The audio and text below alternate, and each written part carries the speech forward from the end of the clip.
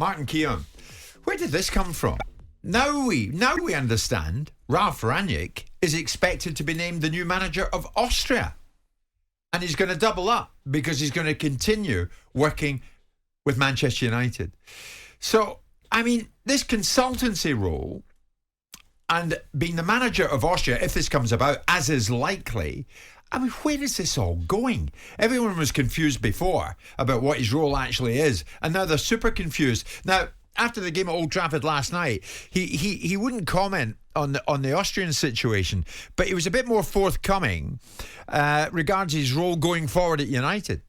What I can tell you and confirm is that I will definitely continue with my consultancy role at the end of the season and for the next 2 years, and I'm very much looking forward to that. We haven't spoken, Eric and myself, but we have spoken with the board about the content and the profile of the job and the content of that consultancy role. We spoke about that, and that's why I can now confirm that I will definitely continue with that at the end of the season. Good for you, Ralf. I mean, Martin, nice work if you can get it. A 2-year consultancy role. It's understood his role at United would revolve around recruitment, and he'd be working up to 6 days a month. How'd you get a job like that?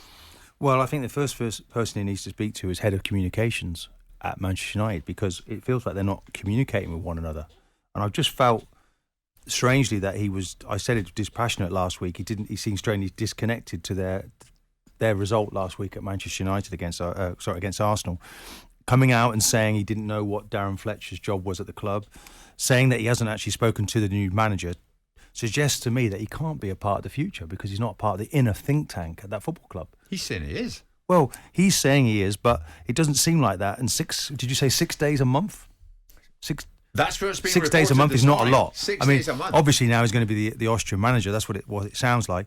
It just feels a bit embarrassing, and I don't think they've got. He hasn't towed that company line. Certainly from the inside, he hasn't turned this great club around. And I just felt a little bit that he got kind of like so blinkered, hell bent on playing this high press game, and didn't have a group of players that were able to do that, and didn't look at their strengths. What do you mean he hasn't towed the company line? What is the company line? Well, to not talk out of turn, to not actually point the finger at other people within the group. So why is he mentioning Darren Fletcher? Obviously, he's there watching him. I personally would have publicly said something at that point, but I couldn't believe what I was hearing at the time. What's your take on this, Simon? I mean, he takes the Austrian job, fine. Yeah. Then he works 2 days a week in a consultancy role at United for the next 2 years. Yeah, I mean, that's not unusual. You've got to look at the brief of what someone's being brought in to do. A lot of non-executive directors, a lot of consultants. You won't have a consultant working full-time, will you? No consultants work full-time. Will 6 days a month, that's a breeze. It's a day and a half a week, isn't it? Why is he needed at all? Well, that's the bigger question. The bigger question is if he wasn't involved in the selection process of the manager, and he obviously can't have been because he hasn't spoken to him, and if he's not entirely conversant with a structure that's being advocated, and the structure's wrong. Darren Fletcher isn't fit for purpose in that role, and neither is John Mota. You need to get the best in class. I'm sure they're very decent individuals, but perhaps they should be working a little bit lower down the food chain inside Man United, so Man United can start to bridge the gap, not just on the pitch, but off the pitch, because off the pitch is going to influence what happens on the pitch. Look, I mean, I felt that Rangnick would go into Manchester United and he would be a sea change, and he would have the courage of his convictions to be able to put his foot down. I think it's much more difficult than that, because I think the entire culture of Manchester United is wrong. I think the fabric of the playing squad is wrong. I think they've bought the wrong players, and they're going to have to change it. And I think anybody that could have gone in there, I think if you'd have put Pep Guardiola in there for 6 months, you'd have struggled with the current crop of players and the current attitude, outlook and disposition of that football club, from the owners to the fans to the whole outlook. Now, of course, the fans are dissatisfied primarily because of Glazers, but also additionally because of the performance of the team. And all ends, to try and square that circle, you try and get a winning team. Yeah, but I don't think anyone could have done it in 6 months. So, Simon, you're just the man. Come down this road with me now. Yeah. Has Rangnick been a success in his time at United? No, but I don't. Right. No. So why offer him something else? Because the brief, we're not privy to the brief. No. And my thought process was, why would he want to be a consultant? He's an influencer. He's a person that makes decisions and wants to implement them. So now what he is a consultant, which basically parachutes in, looks at other people's works and let other people implement his decisions. If he's happy with that, Roy Keane says there should be a clean break. Yeah, but Roy Keane's not the oracle. No, I'm not saying that. Roy Keane. But he certainly knows more about Manchester United than you and I. No, he knows about Manchester United 15 years ago. He doesn't know what Manchester United understands. But and if wants. you're telling me Rangnick's been a failure, he's done next to nothing. No, I didn't say he's been a failure. I didn't say. Well, he hasn't been a success. There's a difference, yes, because I think the landscape would not allow anybody to be a success by the parameters of what we consider success to be. Yeah, but you would never reward someone who hasn't been a success. But the bottom you? but depends what you think he's done behind the scenes. But what do you Depends- think he's done? Well, I don't think that anyone could have done any better. I think this is a disparate group of players that aren't good enough for the purpose, that have been bought through a bad recruitment policy, that have not been led from the top, with a dysfunctional football club that needs to pull itself together. Now, there is an argument to be said that a new broom sweeps clean, but you have to understand, like we said yesterday, a clever new broom walks into the door, has the ability to sweep clean once he knows what he's sweeping away, rather than what he perceives to be the case. So if he wants to get rid of Jesse Lingard, who's out of contract, and that situation may have already been, already taken care of itself. If he wants to go through the place like a dose of salts, it's because he's seen it for himself.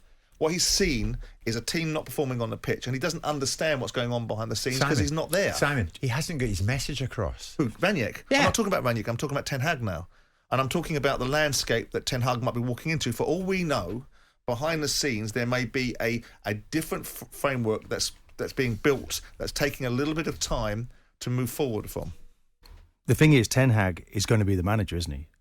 Of course. Rangnick was a temporary manager. So that structure was completely flawed.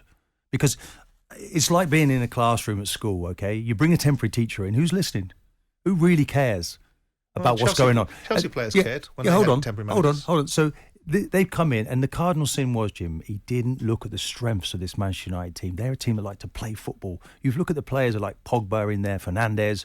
They're people that are creative, make things happen. They've been asked to run around. We all knew the stats before he came in. So, okay, Rangnick, if you had your opportunity again, what would you do? Would you say, okay, you've got this blinkered way of wanting to press and win the ball back. Maybe you should just change to the strengths of the team. Yeah. So you are now part of the problem. When did they do this pressing then? They that are you're part of alluding the to? problem. Their very first game, But they had when did they do this pressing then that you're talking about? when the very first game he took over, they had some Sure, but success, and they won it back 12 times more than they did in the previous game. Everyone sat here.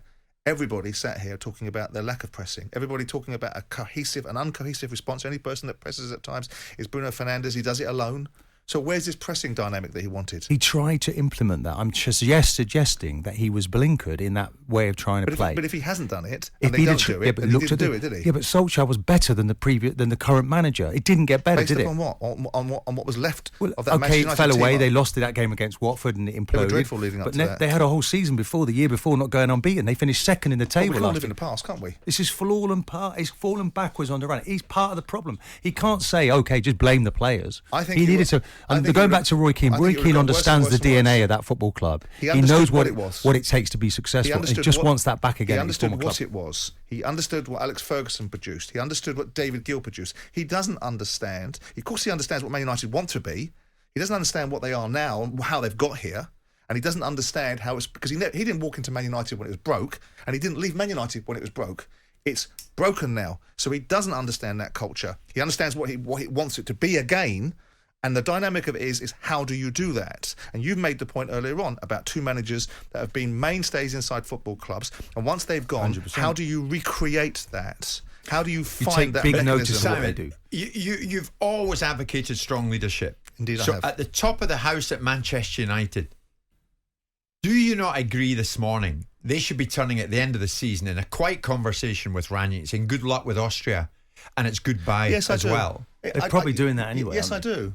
I do agree with that. And I also think that strong leadership would have been to set its stall out with what it wanted. When it wanted rid of Right, Ole okay, Solskjaer, but it should have now- gotten in Conte or it should have gotten in I agree. Pochettino. Stop mucking about. Yeah. If you want to pay 30, 50, 60, 70 million pounds for some of these worthless players that don't turn up, you can pay 20 million pounds of a compensation for a manager that you do want. Yeah. It seems to me that they don't know what they want, so they constantly pontificate and try and find a way to hodgepodge their way through, looking for someone else to be the only idea in the room.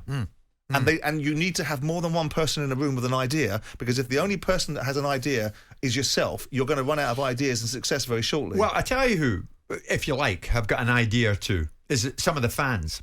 And as promised, some of the fans last night protested. that's not an idea. That's just being destructive. At least they're doing something. Protests Doing what? Being inside destructive? and outside Old Trafford, continuing against the Glazers. Yep. They have a right, So don't they? they've got a right. They do. And, you know, it screams volumes that empty seats are sending out their own message. Empty seats inside the stadium, which will soon become a very seriously damaging issue for the Glazers. Surely it will. Well, the more the team becomes a more cohesive unit, the less important it will be for a segment of the fan base that are very unhappy with the Glazers. They will constantly get out apoplectic when people like me sit there and saying the root cause is the lack of success of the team. They'll go back and say, we didn't ever want them in 2006. We know that. You've got them. And what you're advocating for is someone to come along and buy them. If you can find an orderly queue of people that are going to replace the Glazers and buy the football club, what you're advocating for is a utopian wish list of the Glazers just buzz off and they don't sell the football club for its market value, whatever absurd figure that may be. And there isn't a queue of people to do that. So the challenge is, what is it you want? We know you want rid of the Glazers. They want them out. Is that likely to happen? Probably not. So how do we move forward with a constructive outcome? How else do they do it? Those fans who feel extremely strongly that the Glazers they're going to have to go. do it with results on the pitch, and you do that first of all with the right manager. And it's all very collective. You win together, you lose together. Suddenly you detach the manager's not important. The players are to.